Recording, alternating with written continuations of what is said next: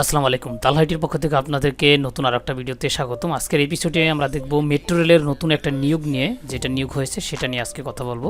যে আজকে এই 1 আগস্টের এই নিয়োগটা নিয়ে কথা বলবো, যে এখানে দুইটা পদসংখ্যা থাকবে। সেটা হলো, একটা হলো প্রথমেই টিকিট মেশিন অপারেটর 139 জন এবং কাস্টমার রিলেশন অ্যাসিস্ট্যান্ট 63 জন। এটা হলো যারা উচ্চ মাধ্যমিক অর্থাৎ এইচএসসি পাস যারা করছে তারাই করতে পারবে। আপনার 3 পয়েন্ট থাকতে হবে পয়েন্টের মধ্যে আর কি, জিপিএ 5-এর মধ্যে। আর আপনাকে যে কোনো কম্পিউটার প্রশিক্ষণের জন্য এরকমের 6 মাসের একটা কোর্স থাকতে হবে, মানে কোর্সের সার্টিফিকেট থাকতে হবে। এই যে যেমন এইখানে যেভাবে কোর্সের সার্টিফিকেট থাকতে হবে এবং কম্পিউটারে প্রতি মিনিটে আপনাকে 20 শব্দের টাইপ জানতে হবে। প্রতি 5টি স্ট্রোকে একটি শব্দ হিসেবে গণ্য করা হয়, এটা বলে দিয়েছে ওনারা। এখন এই আবেদনটা আপনি কীভাবে করবেন? প্রথমে কিন্তু আপনাকে এই নমুনা বের করতে হবে। এটার মেইন ওয়েবসাইটে গেলে আপনি এখানে আমার নমুনা পেয়ে যাবেন। এই যে ওয়েবসাইট লিঙ্কে গেলে আপনি পেয়ে যাবেন। আর যদি না পান অবশ্যই কমেন্টসে জানাতে পারেন, আমি দিয়ে দেবো কমেন্টসের মাধ্যমেই। এবং যখন আপনি এই শিক্ষাক্ষেত্রে কোনো পর্যায়ে 3য় শ্রেণী আপনি আবেদন করতে পারবেন না, মানে প্রয়োজন নেই সেটা বলা হয়েছে। এবং যখন আপনি আবেদন করবেন তখন কি কি প্রয়োজন হবে সেটা এখানে রয়েছে। আবেদনের সাথে অবশ্যই নিম্নলিখিত কাগজপত্র দিয়ে প্রথম শ্রেণী গেজেটের কর্মকর্তা ও কর্মকর্তার নাম সিলযুক্ত কর্তৃক সত্যায়িত করে আবেদনপত্রের সঙ্গে সংযুক্ত করতে হবে। অর্থাৎ যেহেতু এটা অনলাইন না, একটা নির্ধারিত চাকরির আবেদন ফর্মে, সেহেতু এগুলো সত্যায়িত আপনার করে নিতে হবে। এবং সত্যায়িত করার জন্য প্রথম দিকে ক নম্বর রয়েছে সাম্প্রতিক তোলা পাসপোর্ট সাইজের 2 কপি রঙিন ছবি, এবং আপনার জাতীয় পরিচয়পত্রের ফটোকপি এবং সকল শিক্ষক জনতের ফটোকপি, এবং মাধ্যমিক এবং উচ্চ মাধ্যমিক 2টা পরীক্ষারই এবং ফটোকপি সার্টিফিকেটের আর কি, মার্কশিটের, মানে মার্কশিটের ফটোকপি। সার্টিফিকেট তো দিবি নিয়ে, যে সনদপত্র, তারপর মার্কশিট, তারপর প্রশিক্ষণের সনদপত্রের ছায়ালিপি, অর্থাৎ আপনি এই যে কম্পিউটার প্রশিক্ষণ করছেন সেটার সার্টিফিকেটের ফটোকপি কিন্তু লাগবে।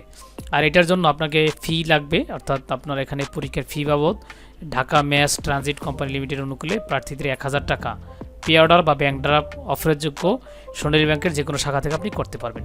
এবং সেটা কিন্তু মূল কপিটাই আপনার আবেদনের সাথে জমা দিতে হবে, এটা বলে দিয়েছে।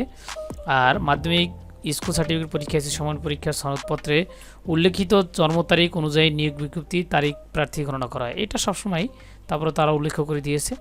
তারপর প্রার্থীর 1 আগস্ট 2024 তারিখের মধ্যে 18 থেকে 30 বছর হতে হবে।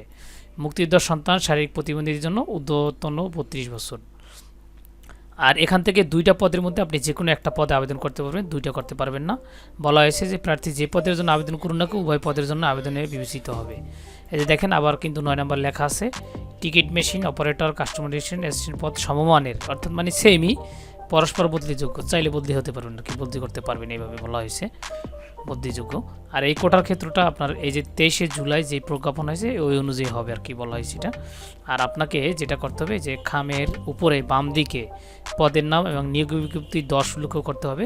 এই নিয়োগ বিজ্ঞপ্তি 10টা কোথায় পাবেন সেটা কিন্তু এটার উপরে রয়েছে, এই যে দেখেন এখানে নিয়োগ বিজ্ঞপ্তি 10, এটা কিন্তু আপনার খামের উপরে উল্লেখ করতে হবে, যেখানে আপনি আবেদনটা পাঠাবেন আর কি সেখানে। তারপর এইটা আপনার তারা এখানে ঠিকাদারি প্রতিষ্ঠান এটা বাস্তবায়ন করবে, পরীক্ষা নেওয়া হবে এবং পরীক্ষায় কী কী নেওয়া হবে এটা দেওয়া আছে এখানে দেখেন। আমি বললে কিন্তু অনেক বড় ভিডিও হবে, সেজন্য বলছি না।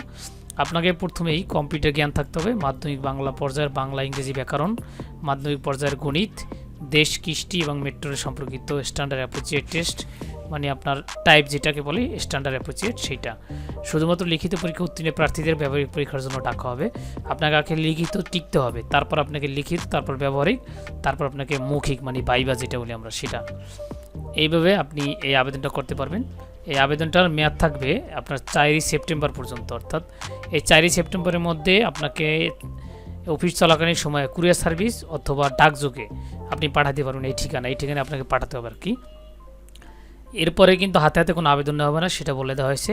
আর প্রার্থীকে নিজের বর্তমান ঠিকানা স্পষ্ট 9 × 4 ইঞ্চি, অর্থাৎ আপনার এই আকারে খামে লিখে বা টাইপ করে দেবে সুন্দর করে আর কি। 10 টাকা মূল্যের একটা অব্যবহৃত ডাক টিকিট লাগিয়ে দিতে হবে, যেটা কোনো ব্যবহার করা হয়নি ইতিপূর্বে।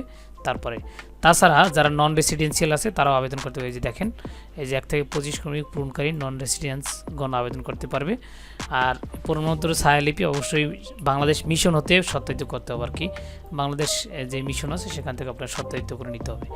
আর এইখানে পুলিশ ভেরিফিকেশন ফর্ম, অর্থাৎ আপনার চাকরি হওয়ার পরে পুলিশ ভেরিফিকেশন ফর্ম এইটার ওয়েবসাইটে পাওয়া যাবে, সেটা বলা হয়েছে আর কি। এগুলো পরের ব্যাপার, আগে তো আপনি আবেদন করবেন, পরীক্ষা দেবেন, তারপরে চূড়ান্তভাবে মনোনীত প্রার্থীকে চাকরিতে যোগদানের সময় 3 কপি পুলিশ ভেরিফিকেশন ফর্ম যথাযথ পূরণ স্বাক্ষর দাখিল করতে হবে। এবং আপনার 2 বছর থাকবে শিক্ষানবিশ, যে শিক্ষা নিয়োগদান করা হবে এবং শিক্ষানবিশ কর্মদক্ষতা পুলিশ ভেরিফিকেশন সন্তোষজনক না হলে কোনো প্রকার দর্শন ছাড়া চাকরি থেকে অব্যাহতি দেওয়া হবে। পরিবেশনকালে সফলতার সঙ্গে সম্পূর্ণ করলে পরবর্তী আপনাকে আবার 5 বছরের চুক্তিপত্র নিয়োগ দেওয়া হবে। ব্যক্তিগত সুস্থতা কর্মসক্ষমতা দক্ষতা মূল্যায়নের ভিত্তিতে পরবর্তী চাকরি নবায়ন করা হবে। মানে আপনার এই 5 বছর করবেন, আবার নবায়ন করতে হলে আপনার এই দক্ষতা এগুলোর উপর কি নবায়ন করবে সেটা বলা হয়েছে, যেহেতু এটা এখনও স্বায়ত্তশাসিতের মতোই। এই ছিল মোটামুটি আজকের আপনার এই যে আমরা যেটা বলি ঢাকা মেট্রো রেল যেটা বলি সেটার নিয়োগ সার্কুলার। তাছাড়া যদি কারো বুঝতে সমস্যা হয় বা কোনো কিছু জানা দরকার হয় কমেন্টসে জানাবেন, অবশ্যই বলে দেওয়ার চেষ্টা করব। এই ছিল আজকের ভিডিওতে, আবার দেখাবে নতুন কোনো এক ভিডিও নিয়ে। ধন্যবাদ।